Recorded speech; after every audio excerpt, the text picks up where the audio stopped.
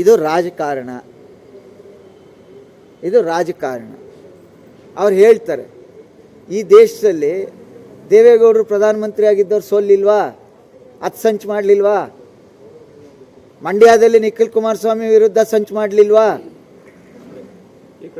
ರಾಜಕಾರಣವೇ ಸಂಚು, ನಿಮಗೂ ಗೊತ್ತಿರುವಂಥದ್ದು. ರಾಜಕಾರಣದಲ್ಲಿ ಸಂವಿಧಾನವನ್ನು ಬರೆದಂಥ ಅಂಬೇಡ್ಕರ್ ಅವ್ರನ್ನೇ ಸೋಲಿಸ್ತಿಲ್ವಾ? ಅದರಿಂದ ಸೋಲು ಗೆಲುವು ರಾಜಕಾರಣವನ್ನು ಎರಡನ್ನೂ ಸಮಾನಾಂತರವಾಗಿ ಸ್ವೀಕಾರ ಮಾಡಬೇಕು.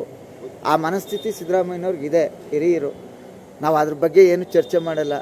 ಆದರೆ ನೀವು ಮಾತಾಡುವಾಗ ಪದ ಬಳಕೆ ನಮ್ಮಂಥವ್ರಿಗೆ ದಾರಿದೀಪವಾಗಲಿ, ಮಾರ್ಗದರ್ಶನವಾಗಲಿ ಅಂತ ಅಲ್ಲ. ಜನ ತೀರ್ಮಾನ ಮಾಡ್ತಾರೆ.